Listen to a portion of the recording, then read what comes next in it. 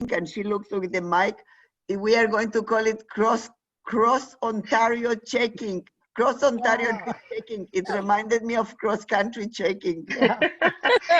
It's my son's gaming headset because mine broke, and the only one we had in the house was one he uses for his video games. So it works really well. I think it looks like cross country checkup, and this is the Cross Ontario NP checkup.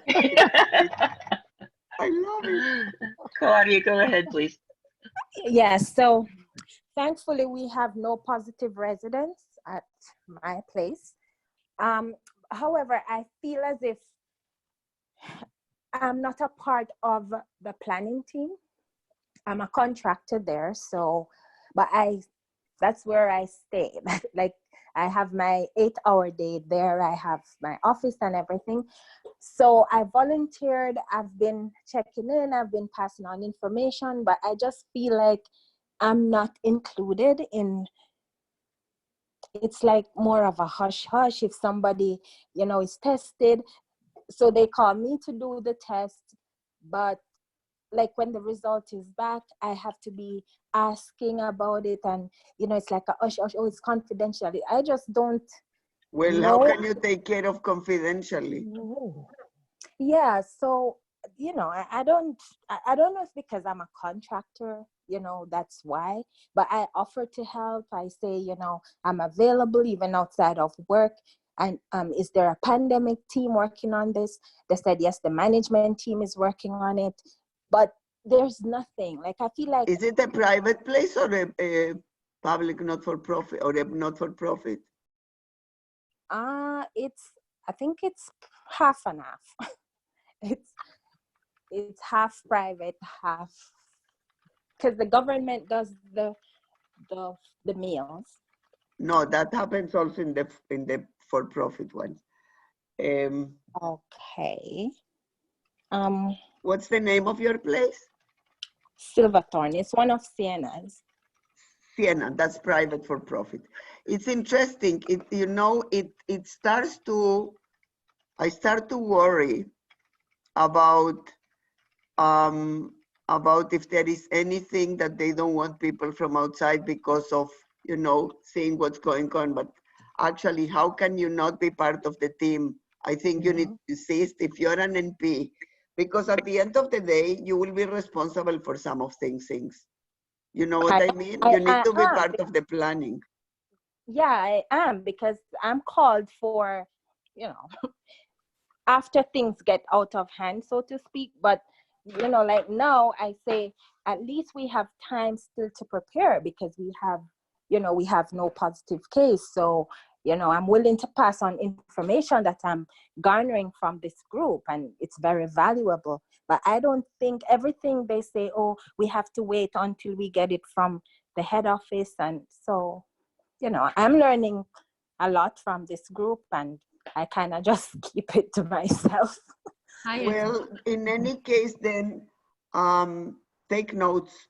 You know what I mean, for yourself. Yes. Anytime you offer help, have a log, really. Have a log where you put, I offered help, they call me for whatever, here is what I gave, I offered help. Because when one day if something goes, Yes. all of a sudden an outbreak, that you did offer and that you did say that you are readily available and et cetera, that you wanted to be part of the planning team, it's very important for you. Yes. Because you have a lot of expertise, and if the organization doesn't want to take it up, it's a different situation, but it shouldn't compromise you in the future. It's too bad, because it's expertise that you have.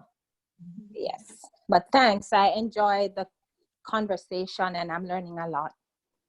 Has anyone else had a similar experience, or might have suggestions for Claudia? Well, hi, it's Beth. I was just going to say that Claudia could blame it on us. She could blame it on the RNAO that she's part of this meeting. That will not help her. And say, I was part of a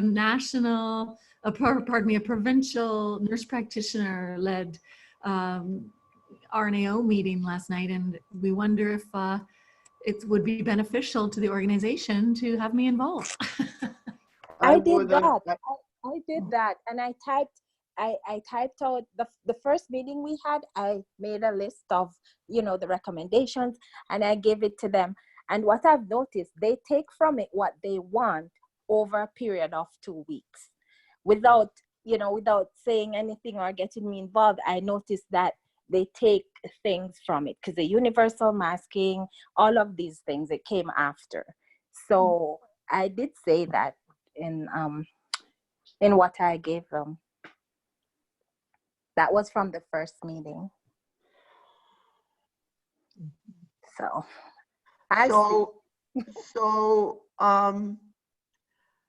just because of other situations I have been involved, without giving, because I wouldn't details, and it's more than one. If any of you gets in deep waters because you have not been allowed to be involved,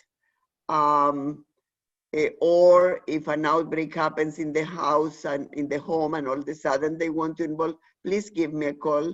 I want to chat, because we are already with legal advice for at least 2 people, and both actually were totally okay and on the right. And I just want to make sure that and of course, needless to say that you all need to have lab, please, all of you. PLP, of course, is included in RNO, but it's very advisable that you have lab, please. yes, I do. Thank you. Yeah. But keep offering and keep writing in your notebook that you offer. I think one of the strategy I used to finally get accepted onto the planning committee was to start focusing in on the clinical care of residents who get ill with COVID, because the planning, what I found is the planning meeting, yes, they're looking at all this environmental, all the important stuff that needs to be done, but they were forgetting about the resident, that there's going to come a time and day, if we do get COVID, the residents need care. And we need to be talking about that. Yeah. So I've really pushed to have a clinical planning subgroup of the bigger pandemic group. That's excellent. Who is that? Finally got accepted. This is Jean. That's Jean. Jean, that's excellent. That's excellent. Because it's like, you know, today I was, as I was having a bite, I was watching the news and I see the minister in Manitoba saying, and we are now gathering PPE and we are asking for donations and we are going to be looking, and I'm like shaking my head where this guy has been for the last month and a half. It's like we vis-a-vis China, they vis-a-vis us.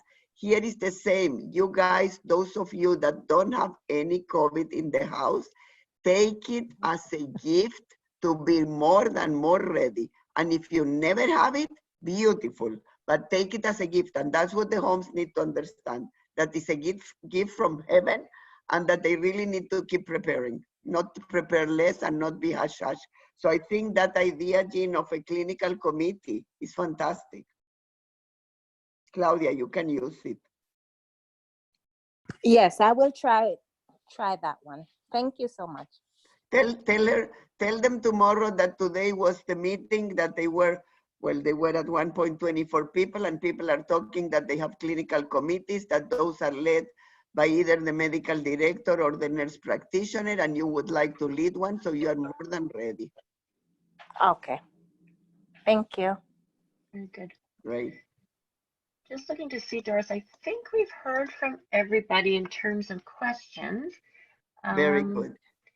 We've got a few, I think we've responded to in the chat box, and some correspondence back and forth and sharing of resources is happening. Regina, I don't know, did I miss any of the questions or anybody else that's monitoring? I'm not seeing anything. I've just seen Deirdre has written some good things there about the medications. No, for Sarah, I haven't seen anything else. Yeah, for Sarah, yeah. That's the Ontario Pharmacy Evidence Network. So if you use the link there, that will take you to their homepage, and they have deep prescribing algorithms and protocols for all kinds of medication. And it's, of course, it's the work has been developed by Pharmacists of Ontario. So I just thought I would share that link with you there. That's Yeah, good. that's great. Thank you. Yeah. That's excellent.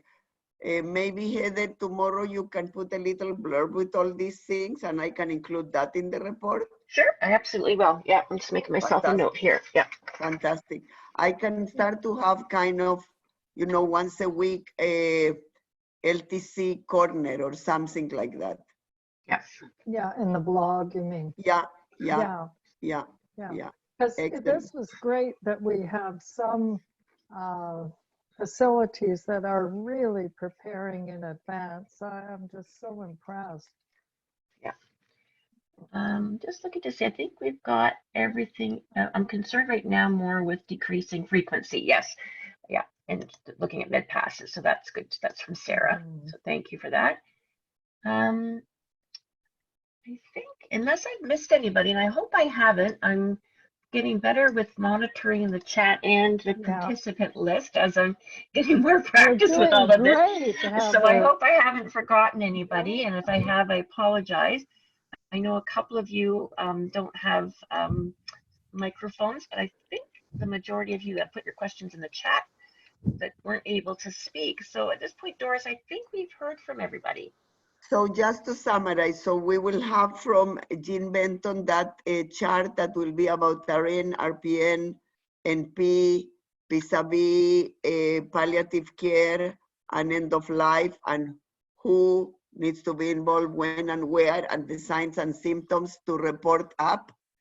That's one, right? And hopefully we can finalize it tomorrow or the day after so that places can have it. Today was reported less outbreaks, and I am not exactly sure.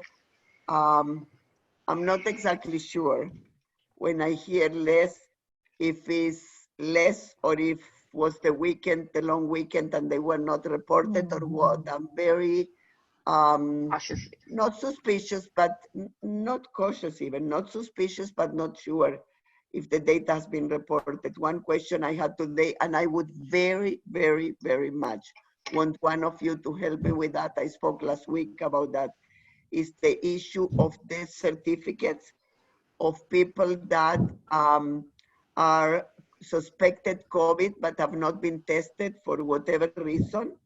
And also of people that are suspected COVID waiting for results but pass away before. I would like to know and have a copy. You can erase the name of some of those death certificates. And I will tell you why. I asked directly the question today at my ministry meeting if the suspected COVID patients were being recorded. The answer was yes. And I asked, and are the deaths of the suspected COVID residents being recorded as COVID? And the answer was, well, that's a more complicated question. When I am told that, I think in between the lines is no. And to me, it's extremely concerning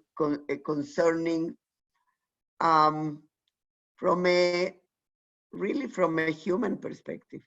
Because I picture, and I said this to the people at the ministry today, I picture that at the end of this entire thing, people will be talking about people that pass from COVID and people that pass from COVID. And there will be family celebrations, and there will be community celebrations of who was lost. And there might be even, I would hope, a provincial celebration. And yet those that die of COVID but were not recorded as COVID will not be even remembered. And to me, that is just very sad, right? Because at the end of the day, when we measure a year or two from now, how many people die on year this, year this, year this, we will see the trend anyways, and we will know that we undercounted or whatever. This is happening all over the world. This is not just here in Ontario. The ones that are not undercounting, it's more surprising than the ones undercounting, I think. But if any of you can send me or speak with me about that offline or whatever, I would appreciate that, because I think it's an agenda that we need to push, because transparency is important and because families will want to know, right? And also communities will want to know and celebrate these people the same as others will be celebrated for their life. Is this something any of you have been encountering or heard or are aware of?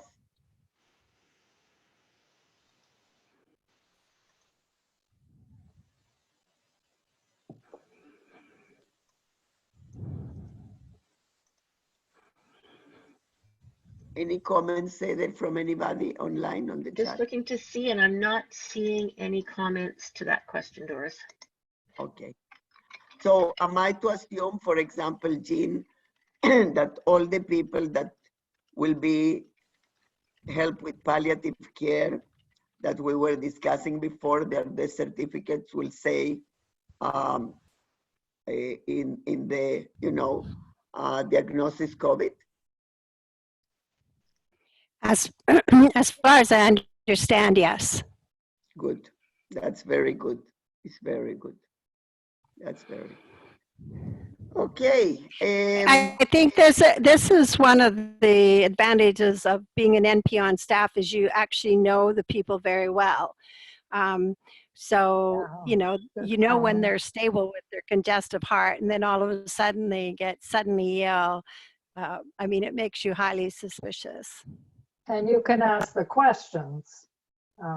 Yeah, good.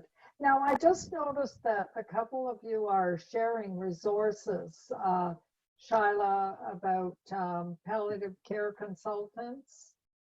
Did you want to maybe share that,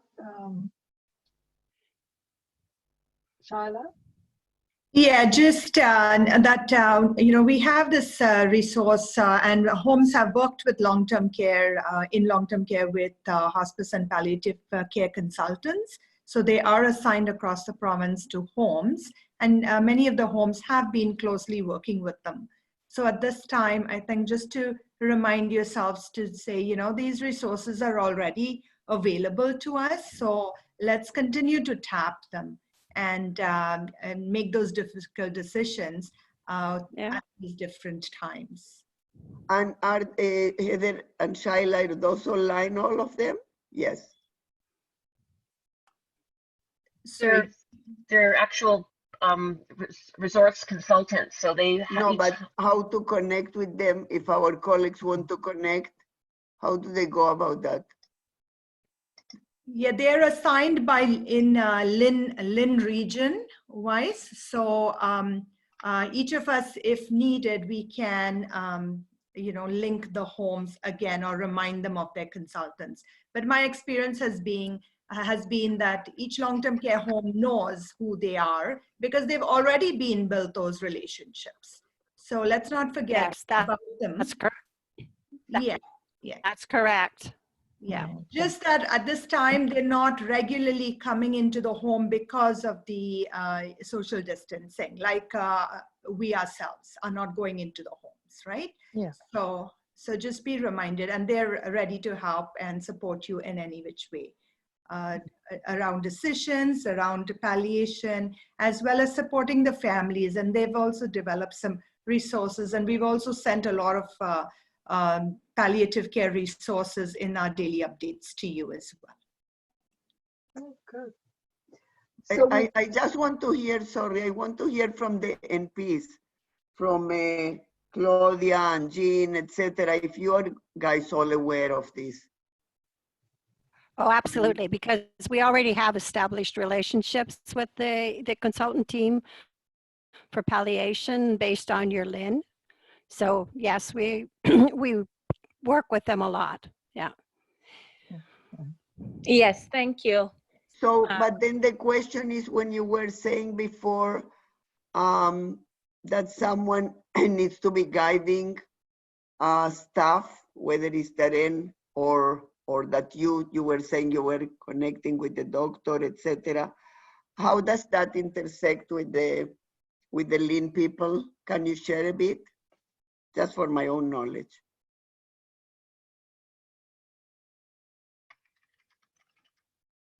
I think that question was for Jean, was it? Yeah. Yeah.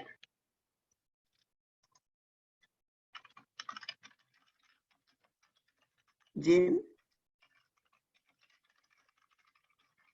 I think we lost Jean. Looks like she's, Oh, sorry, I had there she is. muted my phone. There she is. Yeah, here I am. Yeah, no, normally it's good teamwork, okay? So as an NP, I do the initial assessments for palliative care. I talk with families, I talk with the resident, obviously. And when it's decided that we're going to go with a hospice plan of care,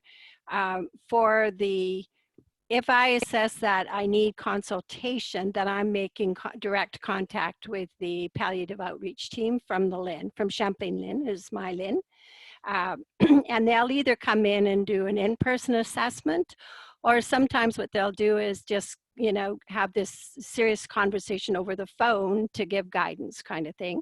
And then we do have a palliative physician who will come in whenever I call and say, you need to come in. So then my question then now Because he's also servicing the community. yeah, Pardon? so then my question about that tool that you are developing, would it be good to run it by that team? So that we are not working cross purposes? What's your view? Yeah, going to do the same for the end of life order set that we're doing for the facility. Oh, so you are running it by that team? I missed that, Jean. I missed that. Sorry, I didn't hear the question. Well, Doris was just asking if you're running those documents that you're developing, the protocols for end of life past that palliative resource team. Yes. Okay. Okay. So maybe that should happen before us or after us. Heather, what do you think? Like, I don't want to be, I think after. okay.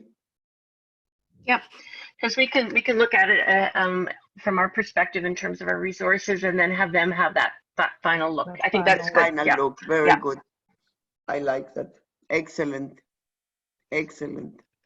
Thank you. Thank you, Shaila, for bringing that to remember front and center. Yeah. Anything else that the LTC coordinators would like to share? Any of you guys? Can I just say that, sorry, I just wanted to say that looks like we've got a comment here from one of our NPs, and she's just saying that, Regine, can you read that one, the St. Joseph's Hamilton? St. Joseph's Hamilton started long-term care consultation model for COVID-19 to support long-term clients in their own home, if at all possible. Maybe you can talk a little bit about that.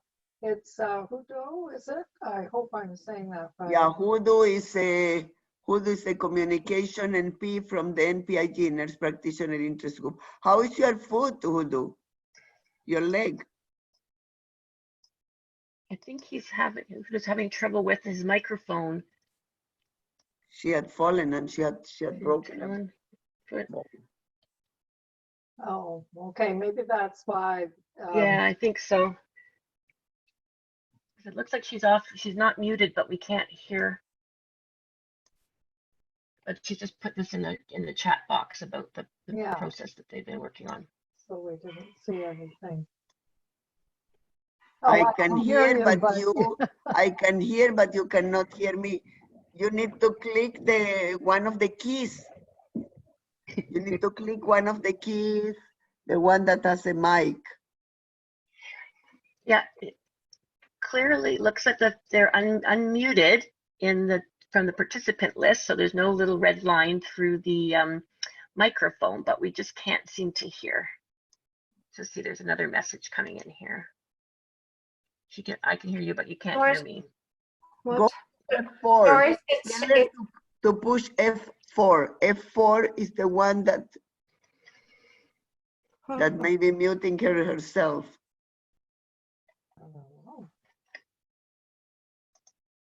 Okay. Does anyone have any other information about that program? Doris, it's Bev. I just wanted to add that I have worked actively for the last 15 years with the pain and symptom management consultants in this region. And for the last 15 and 20 years, and probably even longer, the pain and symptom management consultants have always provided palliative end-of-life care for the long-term care homes provincially. And it's very easy to access them. If you're having a particular challenging issue with pain management or any symptom management at end of life, they will actually, provide a consultation and write suggestions for the doctor and the nurse practitioner to follow. I think the issue with conscious sedation, though, they can provide you with support and education for staff, but whether or not that falls into the scope of practice for an RPN, I think would be out of their ability to comment on. And they have been very instrumental in developing an algorithm that was included in that summary of resources for palliating in a pandemic, how to manage the symptom of respiratory distress at end of life out of this COVID-19 crisis we're having. So they have been working actively in a consultation role with all of the long-term care homes, and they're still available by email or phone call. And as Shyla said, they work actively with all the homes historically and probably have been very good at developing resources even more so for COVID-19. And they're easily, if you want to identify who your pain and symptom management consultant is, they're very easy to Google and find out what their contact information is. Thanks, Beth. Thank you. That's great. Yep. Very good. And Doris, I don't see any other questions in the chat box. There's been, again, much sharing back and forth of resources and suggestions, which I think we've captured. And it's just 27 minutes after 6.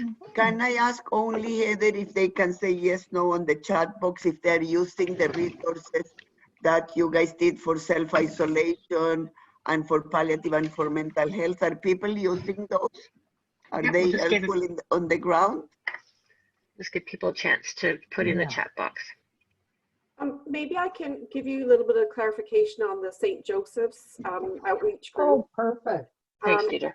So it's a group made up of several practitioners. So it's the nurse-led outreach team, Hamilton Health Sciences, St. Joseph's Hospital, Emergency Medical Services, the Center for Paramedic Education Research, and the Diagnostics and Life Lab. So the goal of it is to reduce hospital transfers of the long-term care residents to the ER. So what they can do is call a central number, and they can have a virtual visit with an emergency room physician, and that's how that's going to work out. And they'll also have access to labs off-site, so there'll be dedicated labs off-site. And so when you call the number that is provided for this service, if you believe you need diagnostics, then they can send someone either to you in the long-term care home,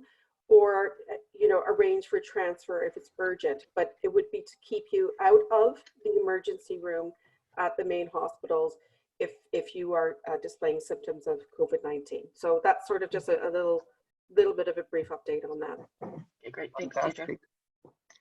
Fantastic. Did people say they're using the materials? Yes, yes, yes. Yes, they're saying yes. Yep. Good. Do people feel that you still want to do twice a week, or do you want to move to once a week? I'm asking. We will still do this week one more time, Heather, but I'm just checking the pulse so people don't feel, so we are responsive. We were doing at the beginning the twice a week because we wanted to do the protocols, etc. It's completely up to you if you feel that this is helpful. We don't mind if it's 10, 15, 20, 25, or 30, or even 8 for that matter. It needs to respond to your needs. So let's ask the question. Would you like to, we will still have, when is the next one, Heather? Thursday at 5:30. Okay, Thursday at 5:30. So let's ask the question. Let me ask this. Twice a week, who votes for twice a week to continue twice a week? starting next week. This week we will have twice a week anyways. We will go. Just put them in the link in the Yeah, chat box. just say yes put if the you 2 want or to put go the with 1. twice. Actually, put the 2. Exactly. Oh, That's 2 good. or 1, twice a week or once a week. Good idea, Doris. Yes, Great. more simple. Right. One. We're getting mixed Right. responses Oh, here. yeah. Once, We're twice. tied. 2 twice, 1 once. Yeah. We will ask on Thursday 2. We will for Okay. now continue with Yeah. twice.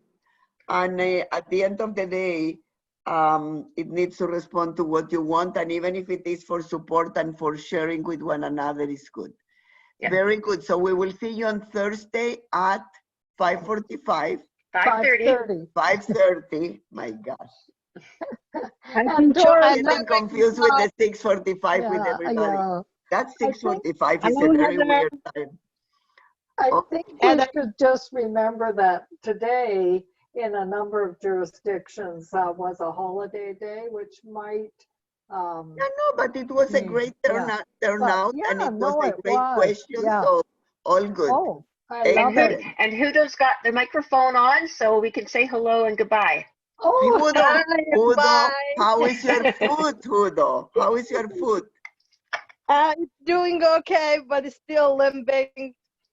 I gave you link to St. Joseph. It's a consultation model if you want to include in the resources. Very good. Very good.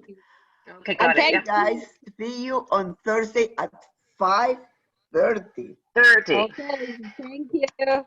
Thank you so much, everybody. And thanks for the great work. Oh, Mike, is Mike still there? oh, I don't know. Okay. Heather, send me the email for Mike. I will remind him to send me a piece. And also he said that he had some people that came off retirement to work. I have a media person that wants to speak about